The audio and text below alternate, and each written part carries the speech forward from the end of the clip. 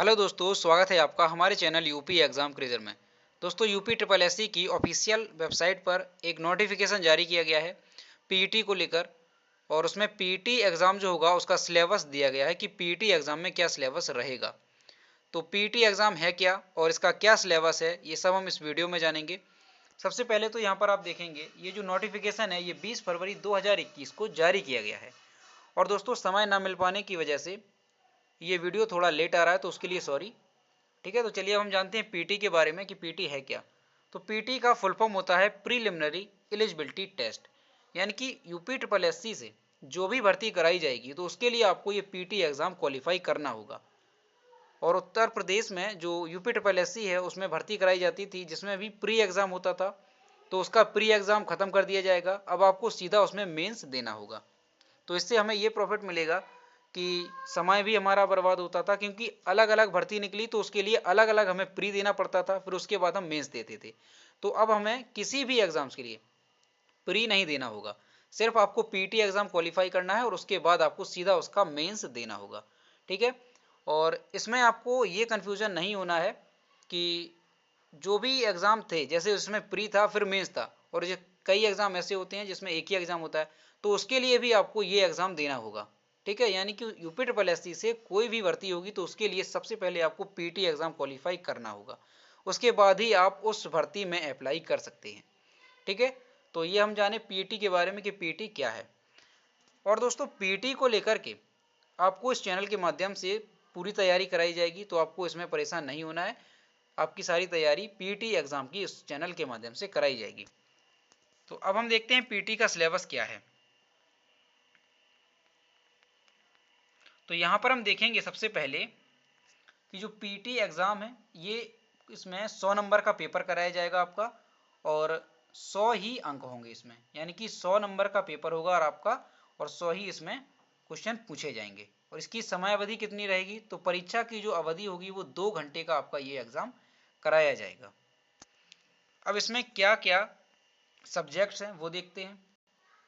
भारतीय इतिहास Indian history से आपके 5 क्वेश्चन पूछे जाएंगे जो कि 5 अंकों के होंगे। कौन कौन से चैप्टर इसमें, सिंधु घाटी की सभ्यता, वैदिक संस्कृति, बौद्ध धर्म यानी गौतम बुद्ध की जीवनी और शिक्षाएं, जैन धर्म, महावीर जीवनी और शिक्षाएं, मौर्य वंश सम्राट अशोक से संबंधित, गुप्त वंश है, हर्षवर्धन है, और राजपूत काल है। और आगे देखेंगे सल्तनत काल है, मुगल साम्राज्य है, मराठा, ब्रिटिश राज का अभ्युदय, ब्रिटिश राज का सामाजिक आर्थिक प्रभाव। तो इंडियन हिस्ट्री के आपके ये चैप्टर हैं और ये इंडियन हिस्ट्री से आपके 5 क्वेश्चन पूछे जाएंगे। अगला जो आपका टॉपिक है वो है भारतीय राष्ट्रीय आंदोलन, इंडियन नेशनल मूवमेंट। तो जितने भी आंदोलन हुए हैं भारत में उनसे संबंधित भी क्वेश्चन आपके पूछे जाएंगे, और वो कितने नंबर के होंगे, तो वो भी आपके 5 नंबर के होंगे और 5 क्वेश्चन पूछे जाएंगे। और उसमें भी कौन कौन से हैं, तो देखिए स्वाधीनता आंदोलन के प्रारंभिक वर्ष, स्वदेशी तथा सविनय अवज्ञा आंदोलन, महात्मा गांधी तथा अन्य नेताओं की भूमिका, क्रांतिकारी आंदोलन तथा उग्र राष्ट्रवाद का उदय, विधायी संशोधन तथा ब्रिटिश इंडिया एक्ट, भारत छोड़ो आंदोलन, आज़ाद हिंद फौज तथा नेताजी सुभाष चंद्र बोस से संबंधित आपके 5 क्वेश्चन पूछे जाएंगे।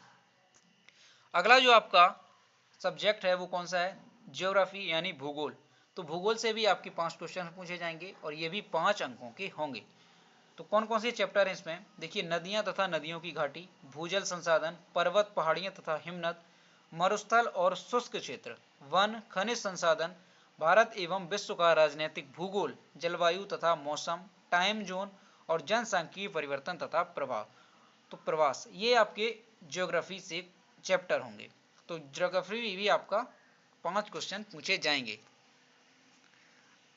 अगला कौन सा टॉपिक है, तो देखिए भारतीय अर्थव्यवस्था, इंडियन इकोनॉमी से भी आपके क्वेश्चन पूछे जाएंगे। तो इसमें भी 5 अंकों का होगा और 5 क्वेश्चन आपके इंडियन इकोनॉमी से पूछे जाएंगे। इसमें भी आपके चैप्टर दिए गए हैं भारतीय अर्थव्यवस्था के। क्या क्या है, देखिए योजना आयोग तथा पंचवर्षीय योजनाएं, मिश्रित अर्थव्यवस्था का विकास, निजी एवं सार्वजनिक क्षेत्र, हरित क्रांति से संबंधित, दुग्ध विकास एवं ऑपरेशन फ्लड से संबंधित, बैंकों का राष्ट्रीयकरण तथा सुधार, वर्ष 1991 में आर्थिक सुधार तथा उसके बाद की अर्थव्यवस्था, वर्ष 2014 के पश्चात के आर्थिक सुधार, कृषि सुधार, ढांचागत सुधार और श्रम सुधार, यानी इंडियन इकोनॉमी से भी आपके 5 क्वेश्चन 5 नंबर के पूछे जाएंगे। अगला कौन सा है यहाँ पर देखेंगे, देखिए इंडियन इकोनॉमी से 2 जो चैप्टर हैं वो ये भी हैं, यहाँ पर देखिए आर्थिक सुधार और जीएसटी, इससे भी संबंधित आपके क्वेश्चन पूछे जाएंगे। अगला जो आपका सब्जेक्ट है वो है इंडियन कॉन्स्टिट्यूशन और यहाँ पर लोक प्रशासन। तो भारत संविधान से भी आपके 5 क्वेश्चन पूछे जाएंगे जो कि 5 अंकों के होंगे। इसमें भी आपके चैप्टर दिए गए हैं, कौन कौन से हैं? भारतीय संविधान की मुख्य विशेषताएं, राज्य के नीति निर्देशक सिद्धांत, मौलिक अधिकार एवं कर्तव्य, संसदीय प्रणाली, संघीय प्रणाली, संघ एवं केंद्र शासित प्रदेश, केंद्र राज्य संबंध, न्यायिक ढांचा यानी कि सर्वोच्च न्यायालय और उच्च न्यायालय से भी संबंधित क्वेश्चन पूछे जाएंगे, जिला प्रशासन, स्थानीय निकाय तथा पंचायती राज संस्थाएं। तो आपके भारतीय संविधान से भी 5 क्वेश्चन पूछे जाएंगे। अगला आपका कौन सा सब्जेक्ट है? देखिए सामान्य विज्ञान यानी जनरल साइंस से भी आपके 5 क्वेश्चन पूछे जाएंगे जो कि 5 अंकों के होंगे। इसमें भी कौन कौन से? भौतिक विज्ञान है प्रारंभिक, और प्रारंभिक रसायन विज्ञान, प्रारंभिक जीव विज्ञान। तो आपके फिजिक्स, केमिस्ट्री और बायोलॉजी से भी आपके 5 क्वेश्चन पूछे जाएंगे। अगला आपका जो सब्जेक्ट है वो कौन सा है? प्रारंभिक अंकगणित। अंकगणित भी आपके 5 क्वेश्चन आएंगे, 5 अंकों के होंगे। पूर्ण संख्या, भिन्न तथा दशमलव, प्रतिशतता होगा, साधारण अंकगणित समीकरण होंगे, वर्ग एवं वर्गमूल होगा, घातांक एवं घात होगा और औसत। ये आपके अंकगणित के चैप्टर होंगे। अगला आपका सब्जेक्ट है सामान्य हिंदी यानी जनरल हिंदी से भी आपके 5 क्वेश्चन पूछे जाएंगे जो कि 5 अंकों के होंगे। और सामान्य हिंदी में कौन कौन से चैप्टर हैं? तो संधि है, विलोम शब्द है, पर्यायवाची वाक्यांशों के लिए एक शब्द, लिंग, संस्कृत भिन्नार्थक शब्द, मुहावरे, लोकोक्तियां, सामान्य अशुद्धियां, लेखक और रचनाएं। तो ये हिंदी के चैप्टर होंगे। और आगे देखेंगे यहाँ पर सामान्य अंग्रेजी, अंग्रेजी व्याकरण, अपठित गद्यांश पर आधारित प्रश्न, यानी कि अंग्रेजी भी इसमें पूछी जाएगी। कितने की? 5 अंकों की। ठीक है, तो यहाँ पर आपको ध्यान रखना है कि इंग्लिश भी इस एग्जाम में रहेगी। अगला कौन सा सब्जेक्ट है? तो तर्क एवं तर्क शक्ति यानी कि रीजनिंग भी इस एग्जाम में पूछा जाएगा। तो रीजनिंग कितना होगा? 5 अंकों का रीजनिंग होगा। और इसमें चैप्टर कौन कौन से हैं? तो वृहत एवं लघु, क्रम एवं रैंकिंग, संबंध, समूह से भिन्न को अलग करना, कैलेंडर एवं घड़ी, कारण और प्रभाव, कोडिंग डिकोडिंग, निगनात्मक तर्क, कथन विश्लेषण एवं निर्णय। तो ये आपके रीजनिंग के टॉपिक होंगे यहाँ पे, और 5 नंबर की रीजनिंग भी आपकी पूछी जाएगी। अगला आपका जो सब्जेक्ट है वो कौन सा है? तो समसामयिकी यानी कि करंट अफेयर। यहाँ पर आपको ध्यान देना है कि करंट अफेयर का रोल यहाँ पर बहुत ज़्यादा है, क्योंकि करंट अफेयर यहाँ पर आप देख सकते हैं 10 नंबर की है। और आगे देखेंगे सामान्य जागरूकता यानी जनरल अवेयरनेस, ये भी आपकी 10 नंबर की है। और जो जनरल अवेयरनेस होती है ये भी करंट अफेयर से ही संबंधित होती है। तो कुल मिलाकर के आप ये कह सकते हैं कि करंट अफेयर के आपके 20 क्वेश्चन होंगे जो कि 20 नंबर के होंगे। तो यहाँ पर बहुत ही ज़्यादा करंट अफेयर का रोल यहाँ पर रहेगा।